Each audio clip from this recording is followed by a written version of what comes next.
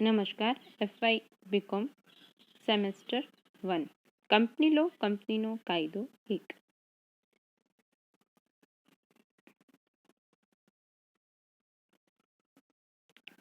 નફાની રકમ નક્કી કરવામાં આવતી મુશ્કેલીઓ.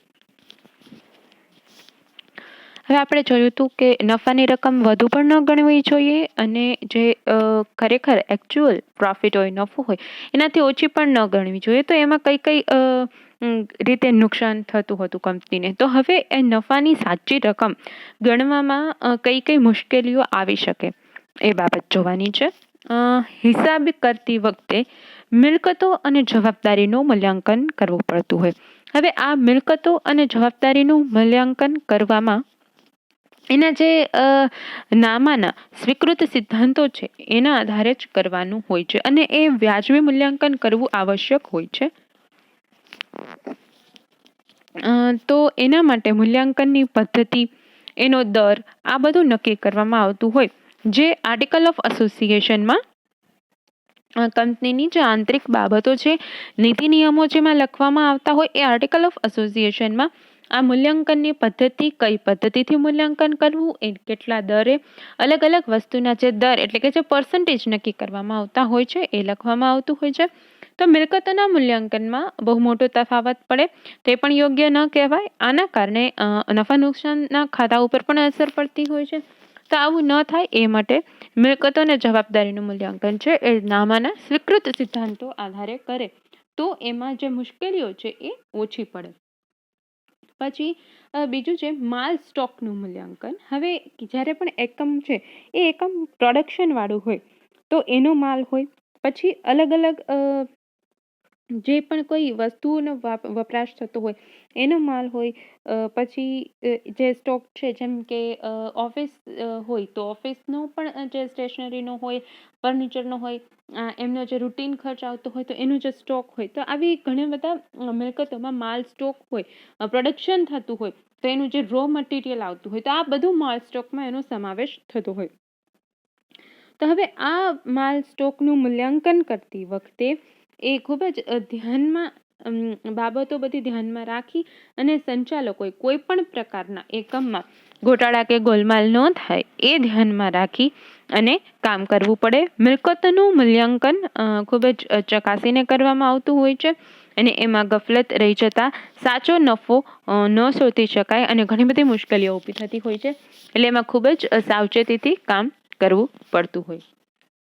ત્યારબાદ છે મિલકતો પર ઘસારો. હવે મિલકતો પર ઘસારો તો થતો જ હોય, કારણ કે જેમ જેમ મિલકતનો વપરાશ થતો હોય એમ એમ એમાં ઘસારો લાગતો હોય.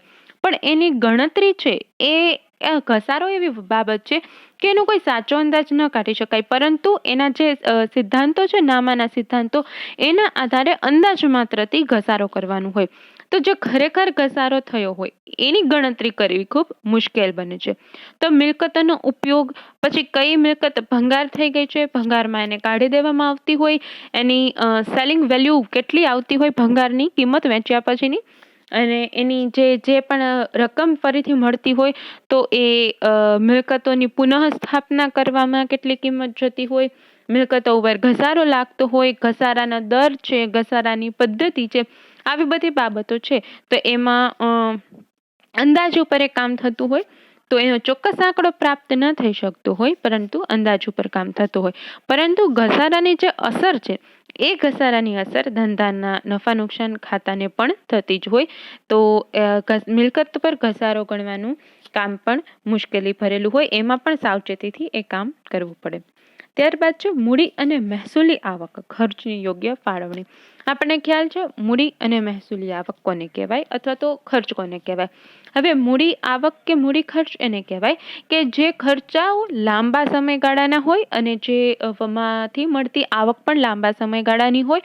તો જો આવક હોય તો એ મૂડી આવક કહેવાશે, અને જો લાંબા સમયગાળા માટેનો ખર્ચ હોય તો એ મૂડી ખર્ચ કહેવાશે. અને જ્યારે રોજબરોજના ખર્ચાઓ થતા હોય તો એ મહેસૂલી ખર્ચાઓ કહેવાશે. અને લાંબા સમયગાળા સુધીના ખર્ચ થતા હોય તો એને મૂડી ખર્ચાઓ કહેવાય.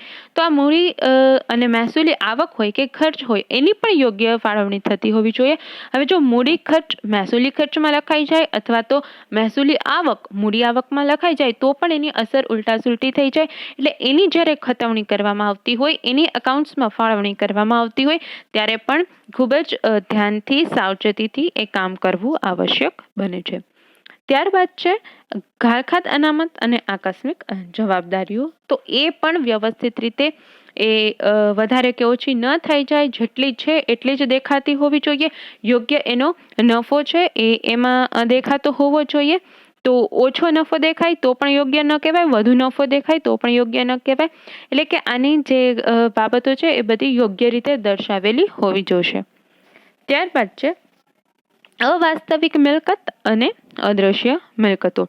તો હવે આવી મિલકતો ચોપડે કેટલા સમય સુધી દર્શાવવી, કેટલા સમય બાદ એને માંડી વાળવી, એના કોઈ ચોક્કસ નિયમો હોતા નથી, પરંતુ એ સંચાલકો પોતાની અનુકૂળતાએ નિર્ણય લે છે. આર્ટિકલ ઓફ એસોસિએશનમાં આંતરિક બાબતો દર્શાવેલી હોય તો નફાને અસર કરતા આવા ઘણા બધા પરિબળો હોય અને એ બધા જ પરિબળોને ચોકસાઈપૂર્વક એમની કેલ્ક્યુલેશન કરવું, એમને દેખાડવા, કારણ કે એના કારણે જ એ જે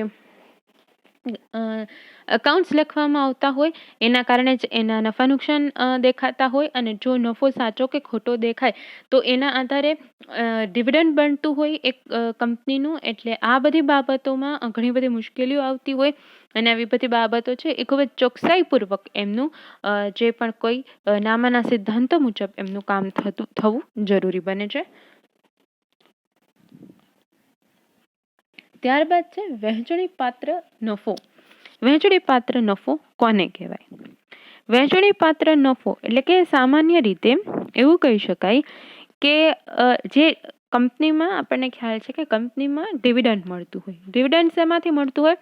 કંપની જે નફો કમાતી હોય એ નફો એ પોતાના શેર હોલ્ડર્સને, જે પોતાની પાસે વધારાનો નફો હોય એ પોતાના શેર હોલ્ડર્સને એમને વળતર સ્વરૂપમાં, ડિવિડન્ડ સ્વરૂપમાં આપે છે. પરંતુ વહેંચણી પાત્ર નફો એટલે કે કંપની પાસેથી જેટલો નફો થાય છે એમાંથી કંપનીના જેટલા પણ ખર્ચ છે એ બાદ કરી દેવામાં આવે અને ત્યારબાદ સૌથી છેલ્લે જે નફો વધે એને વહેંચણી પાત્ર નફો એટલે કે જે શેર હોલ્ડરને વચ્ચે વહેંચી શકાય એવો નફો કહેવાય.